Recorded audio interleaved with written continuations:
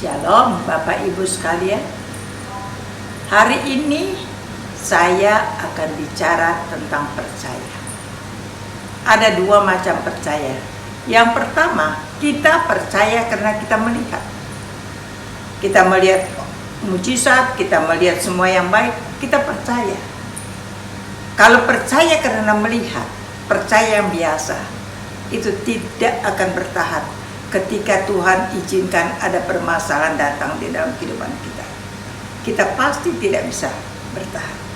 Tetapi percaya yang kedua adalah percaya yang dalam, yang begitu dalamnya, yang berakar menembus, sehingga ketika badai itu datang, ketika persoalan itu datang di dalam kehidupan, maka tidak ada satu persoalan, satu badai pun yang menghilangkan percaya itu. Sedemikian percaya, semikian kuat, semikian dalam, sehingga kita akan melihat hari lepas hari bagaimana yang buruk itu akan berubah menjadi baik, bagaimana apa yang tidak ada itu menjadi ada, bahkan apa yang tidak mungkin itu terjadi menjadi mungkin. Bapak, Ibu, Saudara-saudara, kita hidup karena percaya. Walaupun tidak ada dasar untuk percaya, walaupun yang kita lihat itu buruk, yang kita dengar itu buruk, bahkan kita alami itu sangat buruk, tetapi kita harus yakin dan percaya bahwa kita punya Allah yang hidup, Allah yang ajaib, Allah yang dahsyat, yang sanggup mengubah setiap yang buruk menjadi baik, yang sanggup membuat apa yang tidak ada di dalam hidup kita menjadi ada, bahkan yang sanggup membuat apapun yang tidak mungkin terjadi menjadi mungkin. Miliki rasa percaya itu. Dan percaya yang dalam tidak datang begitu aja. Harus mengalami proses, harus mengalami latihan. Ketika kita mengalami proses, kita mengucapkan syukur. Ketika Tuhan izinkan permasalahan latihan itu datang, kita tetap berserah total dengan Tuhan, mengucap syukur. Dan ketika itu ada di dalam hidup kita, apapun terjadi, kita cuma satu, kita percaya rancangan Tuhan atas setiap kita adalah damai sejahtera, bukan kecelakaan, dan hari depan yang penuh dengan harapan. Bapak, Ibu, Saudara-saudara, di dalam hidup saya mengalami semua yang buruk. Saya punya keluarga yang buruk, hubungan saya dengan suami nggak bagus, dengan anak menantu semuanya nggak bagus. Bahkan anak-anak saya saking memberontak, ada yang narkoba, mereka main judi, mereka main perempuan, semua tidak baik. Tetapi saya percaya ketika firman Tuhan berkata, satu orang bertobat, maka seisi rumahnya diselamatkan. Saya percaya, lalu saya berdoa, saya berserah, saya berpuasa dan berdoa minta Tuhan pulihkan keluarga saya. Bapak, Ibu, Saudara-saudara, Tuhan latih saya.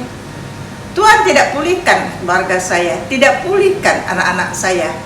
Tuhan katakan kamu yang harus bertobat, kamu yang harus dipulihkan, kamu yang harus diasah dulu supaya kamu boleh menjadi terang, supaya kamu menjadi tajam. Tuhan ajar saya, Tuhan didik saya menyembah Tuhan, saya berdoa, saya berpuasa hanya untuk orang-orang. Kalau saya lakukan untuk orang-orang, semuanya bagus dan lancar, tanpa orang minta, tanpa upah, tanpa ucapan terima kasih.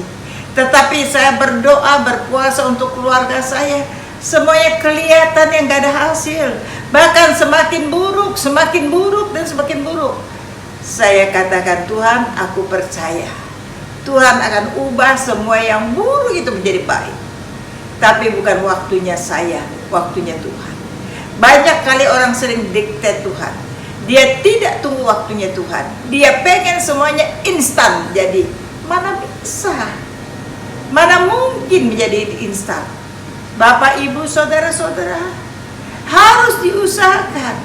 Kita harus matikan kedagingan. Kita harus lakukan apa yang Tuhan mau. Kita harus lakukan apapun yang kelihatannya buruk. Tetapi semua itu membuat kita menjadi tajam hari lepas hari. Saudara tahu, Tuhan pulihkan keluarga saya.